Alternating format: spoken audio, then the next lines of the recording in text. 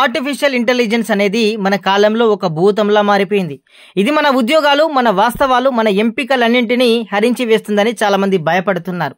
Science fiction కథల్లోకి భయంకరమైన భవిష్యత్తు ఇంకా దూరం కావచ్చు, కానీ ఒక రంగంలో మాత్రం దీని ప్రభావం స్పష్టంగా కనిపిస్తుంది. అదేంటంటే ఏఐ ఉద్యోగాలను లాక్కుంటుంది. ఇది ఇకపై కేవలం భవిష్యవాణి కాదు, ప్రస్తుతం జరుగుతున్న వాస్తవంగా కూడా చెప్పుకోవచ్చు. ఇక ముఖ్యంగా తాజాగా యుఎస్ నుండి వచ్చిన ఒక నివేదికను పరిశీలిద్దాం. ఇది అమెరికాలో నెలవారీ ఉద్యోగుల తొలగింపులను ట్రాక్ చేస్తుంది. ఒక్క నెలలోనే 150,000 కంటే ఎక్కువ ఉద్యోగాలు కోల్పోయారు. కేవలం 30 రోజుల్లో 2003 తర్వాత అక్టోబర్లో ఇంత దారుణమైన పరిస్థితి ఎప్పుడూ లేదు. అయితే గత అక్టోబర్తో పోలిస్తే ఈసారి తొలగింపులు 3 రెట్లు పెరిగాయి. గత 12 నెలలు అంటే ఈ కాలంలో అమెరికా 1 మిలియన్ ఉద్యోగాలను కోల్పోయింది. ఊహించండి, ఒకసారి 12 నెలల్లో 10 లక్షల ఉద్యోగాలు మాయమయ్యాయి కదా. ఇంత పెద్ద సంఖ్యలో ఉద్యోగాలు పోవడానికి కారణం ఏంటిది? ఎప్పటిలాగే ఖర్చు తగ్గింపు, బలహీనమైన ఆర్థిక వ్యవస్థ వంటివి ఉన్నా కూడా ఈసారి కొత్త నేరస్తుడు రంగంలోకి దిగాడు. అదే ఆర్టిఫిషియల్ ఇంటెలిజెన్స్.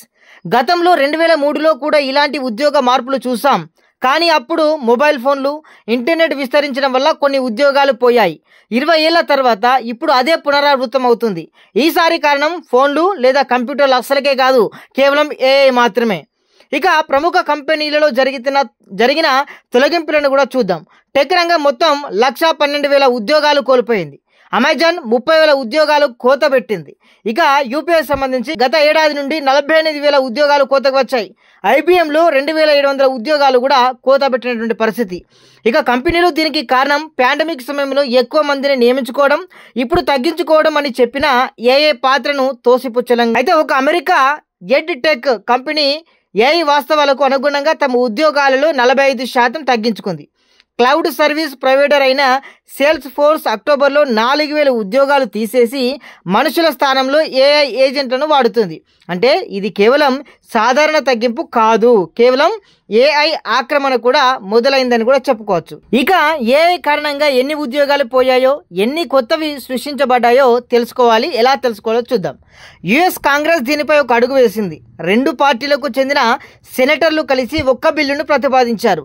ఈ బిల్లు ఆమోదించబడితే కంపెనీలు తాము ఏఐ వల్ల చేసిన తొలగింపులు, కొత్త నియామకాలు మరియు ఉద్యోగ పాత్రల మార్పుల గురించి ప్రభుత్వానికి తప్పనిసరిగా నివేదించాల్సిన పరిస్థితి ఉంది. అయితే ఇది ఎలా సహాయపడుతుంది తెలుసుకుందాం. ఖచ్చితమైన కొలత అంటే ఏఐ ప్రభావం సంఖ్యలలో తెలుస్తుంది. ఈ డేటా ఆధారంగా ప్రభుత్వం సరైన విధానాలను రూపొందించవచ్చు. కంపెనీలు ఖర్చులు తగ్గించుకుని ఏఐని నిందించడం వంటి వాటిని అడ్డుకట్ట వేసేటువంటి అవకాశం ఉంటుంది. అయితే మన ముగింపు ఏంటిదో చూసుకునే ప్రయత్నం చేద్దాం.